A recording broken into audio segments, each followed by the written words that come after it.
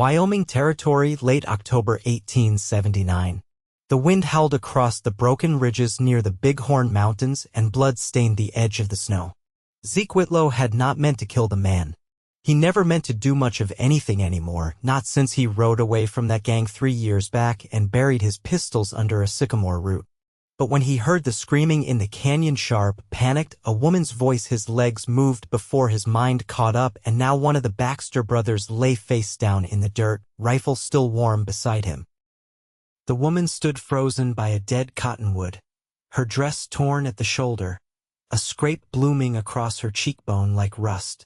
She gripped a small boy behind her, shielding him with her body. A girl, a few years older, clutched her skirts, eyes wide and glassy. Zeke lowered the gun slowly, heart pounding. "Ma'am," he said, voice rough from disuse. "You all right?" She blinked at him, then nodded once. Her lips parted like she meant to speak, but no words came. The boy whimpered. The girl sobbed quietly into her mother's dress. "I got a shack a few miles west," he said, glancing toward the trail. "It's not much, but it's warm and safe." She hesitated, eyes flicking to the dead man in the snow, then back to Zeke. "I don't even know your name," she said. "Zeke Whitlow," he answered. "I used to be. Other things. I ain't that anymore." She studied him for a long moment. Then she gathered her children close and nodded. "My name is Faye Veller," she said. "This is Tilly, and that's Theo." Zeke gave a small nod. "We should move before the snow thickens." They walked in silence most of the way. Theo stumbled once, and Zeke offered to carry him. Faye hesitated, but the boy was cold and tired, and Zeke's arms were steady. The shack was a low-roofed thing tucked between two hills, with a stove, a cot, and a table made from crate wood. He got the fire going, then handed Faye a folded blanket from the shelf. She wrapped it around the children, then sat on the floor beside them. Zeke watched her from across the room. Her face was pale, lips chapped, and the scrape on her cheek had started to bruise. But her eyes, they were sharp, alert. She was not broken, just worn thin. "Was it just the one man?" he asked quietly. She nodded. "He followed us from Laramie. Said I owed him something. I told him to go to hell." Zeke turned toward the stove, jaw tight. "You got family?" "No," she said. "My husband died 3 winters ago. Consumption. We were headed to Montana, thought we might find work on a farm up there. I guess I was wrong." Zeke nodded slowly.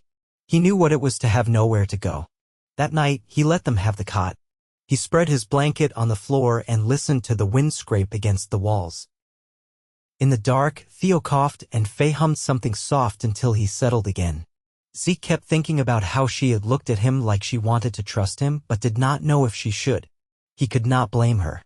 In the morning, he chopped wood while Faye boiled oats over the stove. Theo watched him through the window with wide eyes.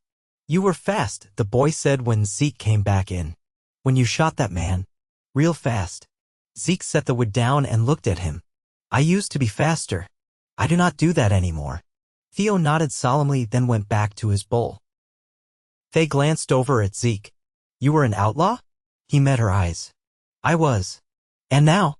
I build fences when I can find the work. Trap rabbits. Keep to myself." She stirred the oats slowly. "You could have walked away. Left us." "I know. Why didn't you?" Zeke looked down at his hands. "I do not know. Maybe I got tired of walking away." Faye nodded once, then turned back to the stove. That afternoon, he fixed the broken hinge on the door. Faye cleaned the children's clothes and hung them on a line behind the shack. It was quiet, but not heavy. Something about her steadied the air. Later, when Tilly fell asleep with her head against her mother's lap, Faye looked across the room at Zeke and said, "I can help. I am not fragile." "I never said you were." She smiled faintly. "You looked like you thought it." Zeke chuckled under his breath. "I was thinking you were strong as hell."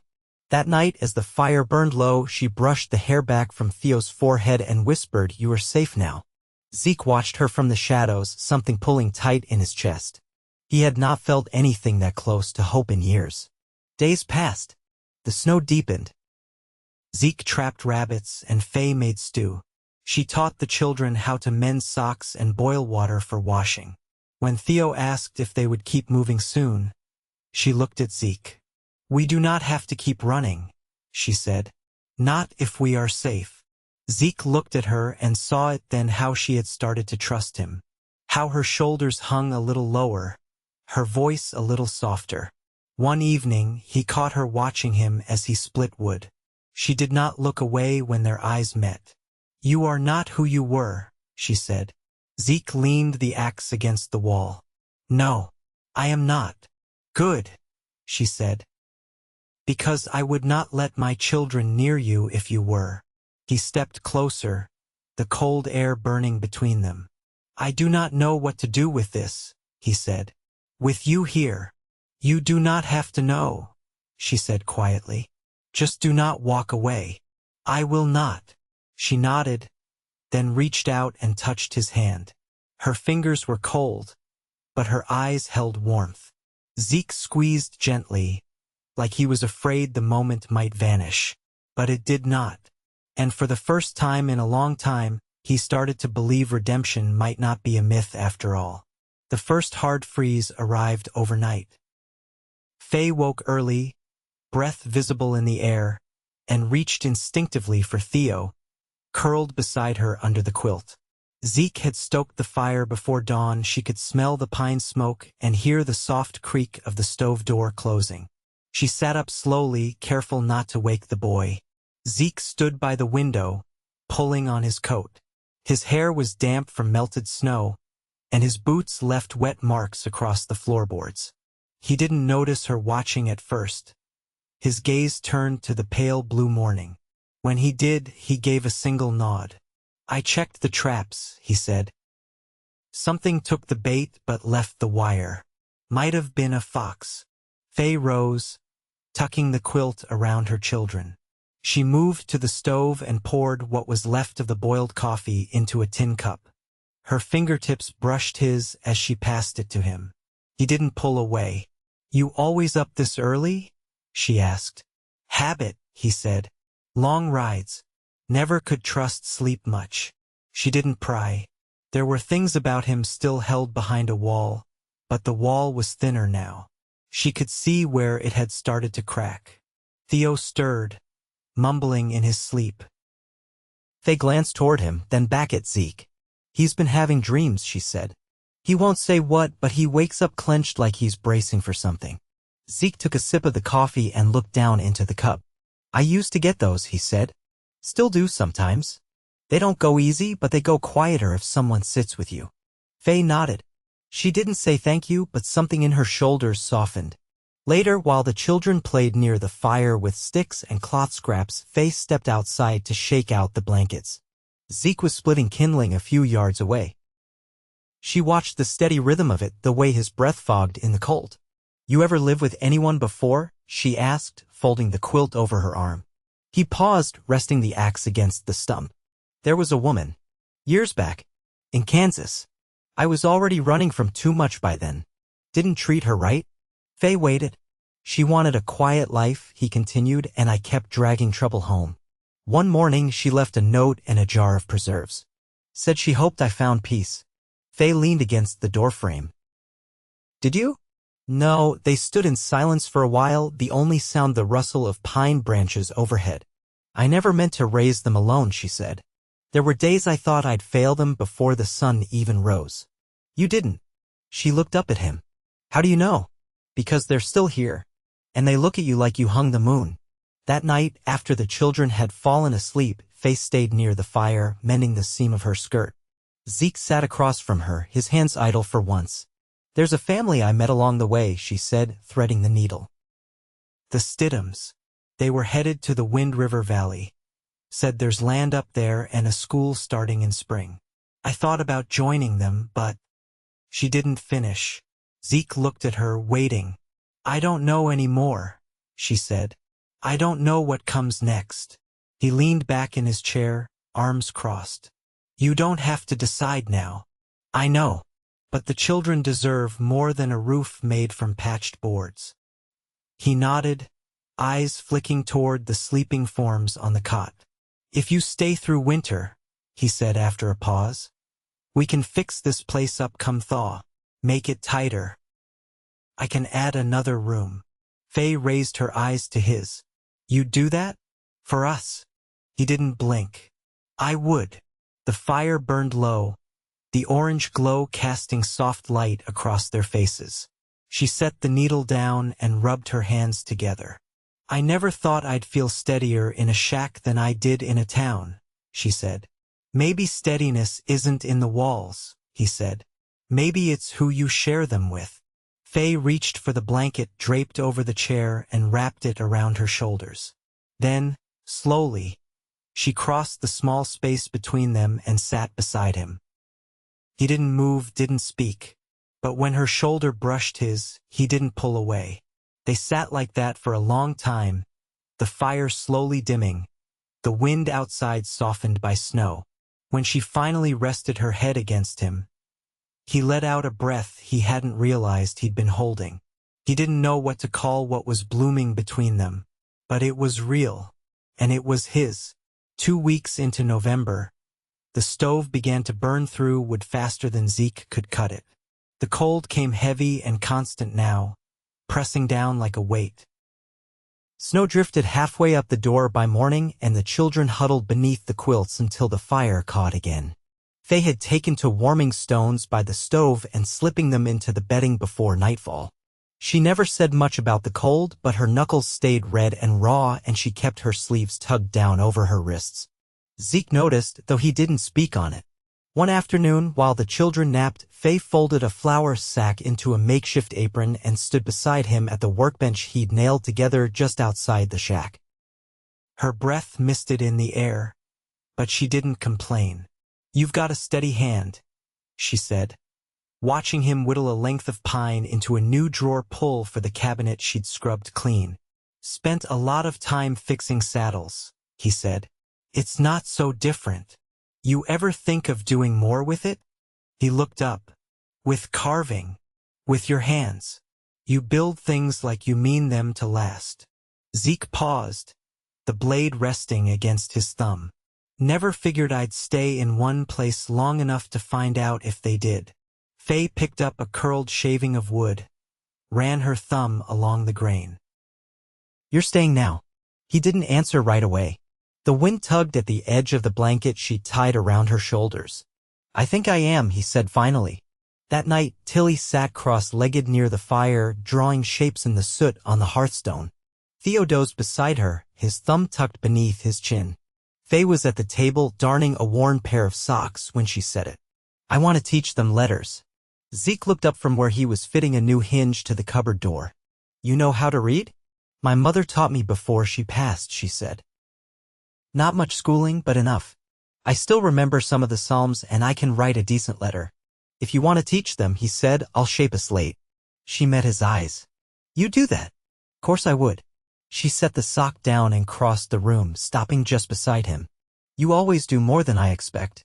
Zeke wiped his hands on a rag and leaned back against the wall. "You've stopped looking at the door like you're waiting for someone worse to come through it. Because someone better already did." Her voice was quiet but steady. Zeke didn't look away. "You said you used to be things," she said. "But you never told me what changed. It wasn't one thing. I was tired. Sick of watching folks bleed for nothing. Sick of being afraid someone'd recognize me and shoot before asking." Faye folded her arms. "And now," he took a breath, "now I split wood and fix broken hinges. I don't wake up with a pistol under my pillow. That's got to count for something." She nodded once. "It does." The next day, Zeke rode out before first light, leaving Faye with a rifle propped by the door and enough wood to last 2 nights. When he returned near dusk, his horse was lathered and breathing hard, but his saddlebags held a folded slate board and a bit of chalk wrapped in oilskin. Faye ran her fingers over the surface as if it were something precious. "Where'd you find it?" "Traded a pair of traps and a rabbit pelt to a homesteader 2 ridges west. He's got a daughter about Tilly's age. Said they had extras." Faye turned the board over, her thumb brushing the edge. "You thought of this? You said you wanted to teach." "I figured you shouldn't have to wait." She smiled, small and genuine, the lines around her mouth deepening. "You think like a man who wants something to last." Zeke looked toward the children, playing with a length of string near the cot. Maybe I do. By the time December set in, the shack had changed. Not in its bones, but in its feel. The cold still crept in under the door, but the air inside was warm with more than fire. There were drawings pinned to the wall, chalk words scrawled along the edge of a crate-turned bench, and the sound of Theo trying to read aloud without stumbling. One evening, Faye asked Zeke to stay inside after supper. She was quiet, hands folded, as the children dozed. "You know I didn't plan for this," she said. "I know. But you've been here. Every day. You've listened. Helped. Given more than I asked." Zeke stepped closer. "You've given too.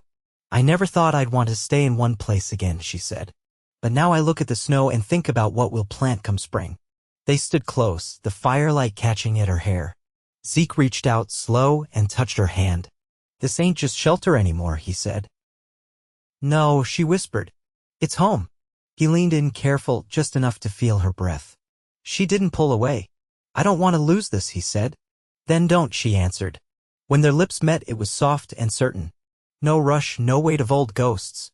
Just two people who had walked through enough to know what mattered. Outside, snow fell soundless against the roof. Inside, the warmth held. By late December, the snow had begun to settle into a steady rhythm, flurries drifting like ash from a sky the color of pewter. Zeke had taken to checking the roof each morning, brushing down the weight before it could press too hard on the beams. The work was slow with the snow up to his thighs, but it kept his hands warm and his mind steady. Inside, Faye was stitching a new hem for Tilly's skirt, unraveled from an old feed sack Zeke had found in the lean-to. The girl had grown since they arrived, her ankles now showing beneath the fabric that once reached her boots. Zeke stepped in, stamping the snow from his boots. "Ryder came through," he said, setting his gloves near the stove to dry. "Didn't stop, just passed east, but I saw the tracks." Faye looked up from her stitching. "Anyone you recognized?" "Didn't get close enough to tell. Hooves were narrow, shod recent. Might have come from the canyon road." She nodded once, folding the skirt neatly across her knee. "You worried?" "No," he said, "but I'll keep my rifle loaded, just in case." Tilly stirred from her drawing near the wall. "Was it a man?" Zeke crouched beside her. Could have been a woman, too. Sometimes the trail doesn't give you much more than direction. Faye watched the two of them, her needle paused mid-thread. "You ever think about going back?" she asked. "To what?" "To the world." Zeke leaned against the wall. "There's not much of it that would welcome me. Most towns remember what I used to be. You've changed. Maybe. But paper remembers names, not change." Faye set her sewing aside and crossed the room, standing close without touching. "I don't want to go back to how things were. I was always waiting for something to fall apart." Zeke's voice was low. "And now I wake up and know who'll be there. That's more than I ever had." He looked at her, quiet for a long moment. "I've been thinking of building a press for the cabin logs. If I notch them tighter, we can block the wind before next winter." She tilted her head. "You planning on us being here next winter?" "I was hoping so," he said. Theo stirred in his sleep, drawing their eyes. Faye reached to pull the quilt higher over his shoulder, her hand steady. Zeke whispered, "I never had someone wait for me before." She didn't answer right away. Then softly, "You do now." The days shortened. Zeke spent most mornings reinforcing the lean-to, setting posts deeper and bracing the roof in case of icefall. Faye kept a pot of dried beans simmering most afternoons, the smell stretching through the wood walls like a promise. The children grew quieter, more content, Theo less jumpy, Tilly more curious. She asked questions about the stars now, and Zeke showed her Orion through the smoke hole when the skies cleared. One evening, while Theo and Tilly played a quiet game with stones near the hearth, Faye sat beside Zeke with a folded paper in her hand. "This was my husband's," she said, passing it to him. "He wrote it the winter before he died. Said he wanted the children to know who he was." Zeke opened it slowly, reading the careful script. It wasn't long, just a few lines about harvest, about love, about hoping the world would be kinder to them than it had been to him. He sounds like he was a good man, Zeke said. He was. Gentle. But he was always tired. The kind of tired that doesn't sleep out. Zeke folded the letter again, handing it back. You kept it all this time? It reminded me that someone once believed in us. She looked at him, not blinking. Now I see that in you. Wind knocked lightly against the walls, but the fire held strong. I was a fool for most my life, Zeke said. Took me too long to learn the cost of walking away from things that mattered. Faye touched his arm, a quiet gesture. You're not walking now. No, he said. I'm not. The next morning, he found Theo sitting outside, watching the tree lean with his legs tucked under a blanket. Zeke sat beside him without a word. After a while, Theo asked, Did you ever get scared? Zeke looked out toward the ridge. Plenty. What did you do? I kept breathing. Sometimes that's all you can do. But it's enough to get you to the next moment. Theo nodded solemnly, then leaned slightly against his side. Zeke didn't move. Inside, Faye watched them through the window, her hands still in the wash basin. She smiled without realizing it. That night, as they sat by the fire, Zeke pulled a small wrapped bundle from the shelf and placed it in front of her. What's this? Faye asked. Open it. Inside was a carved box, the lid sanded smooth and marked with a single pine needle etched into the top. It's not much, he said. But it's yours. Faye traced the edge of the lid with her thumb. Why a pine needle? Because it stays green when everything else fades. She looked up, eyes glinting.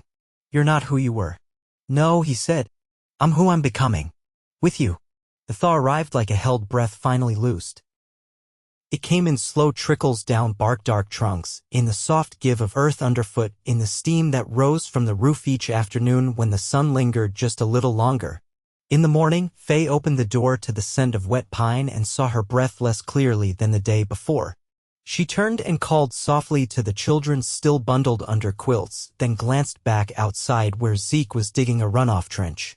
His coat hung open, sleeves rolled, hat pushed back to dry against the sun. His arms moved with purpose, but not urgency, as though he trusted time now instead of fearing it.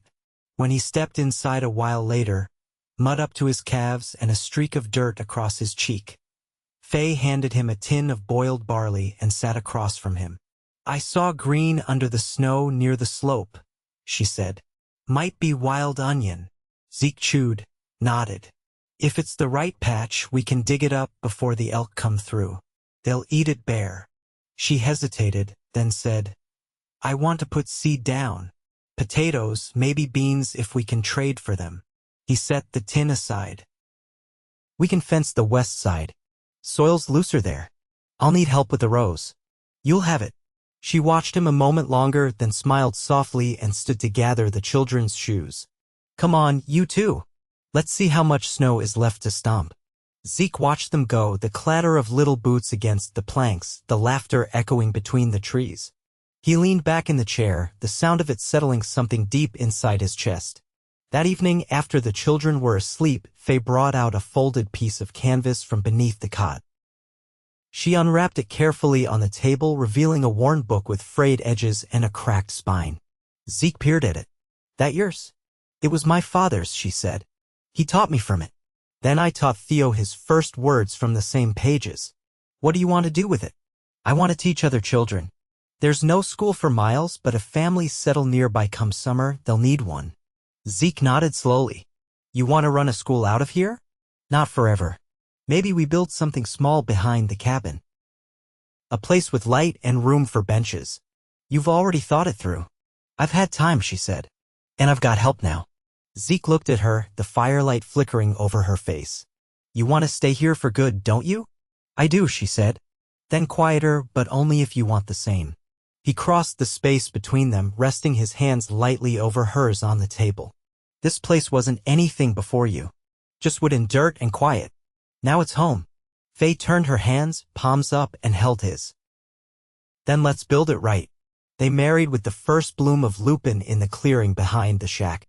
No preacher, no papers, just spoken words beneath a sky split wide with spring light and the watchful eyes of two children who already called them both family. Faye wore a shawl Zeke had traded for from a passing peddler, blue wool stitched with tiny silver stars. Tilly picked a cluster of wildflowers and tucked them into her mother's hair. Zeke carved a ring from juniper. It wasn't perfect, but it fit her finger the way her hand fit his, like it had always been waiting. They built that schoolhouse. Not large, just enough for a few desks and a stove, with windows that caught the morning sun. Faye taught from the book she'd carried through every winter, and Zeke added to the shelves, carving small alphabet blocks for the younger ones. Word spread, slow but sure. By the end of summer, 3 families had settled in the valley. A trapper's wife came by once a week to help with lessons. One of the older boys helped Zeke with the fencing. There was laughter in the clearing now, the kind that came from children chasing each other between rows of corn and neighbors trading jars of jam for firewood. Zeke still woke early, but the fear had gone out of his mornings. He spent his days building, fixing, planting. At night, he lay beside Faye, her hand tucked into the curve of his chest, and listened to the quiet that now meant peace instead of loneliness. One afternoon, as the air turned golden with the end of September, Faye walked out to where Zeke was stacking cut wood beneath the lean-to. She stood beside him a moment, then took his hand and placed it gently over her stomach. He looked up, eyes widening. She didn't say anything. She didn't have to. Zeke dropped the kindling and pulled her close, burying his face in her neck. She laughed, breathless and bright. "You sure?" he asked, voice thick. "I'm sure." He held her tighter, neither of them speaking, the warmth between them greater than the sun. That winter, they made room in the cabin and added a cradle near the stove. Tilly stitched a blanket. Theo carved a rattle. Zeke stayed close, his hands always busy, his eyes always soft when they landed on Faye. When the first snow fell, it didn't feel like something to brace against. It felt like a beginning, clean, quiet, and full of promise. They had found each other not in ease, but in the hard-won quiet after grief. And in that quiet, they built something that would outlast every storm. Zeke and Faye Whitlow lived the rest of their days in that valley, their lives marked not by what they'd lost, but by what they chose to build together: solace, family, and a love strong enough to hold through every season.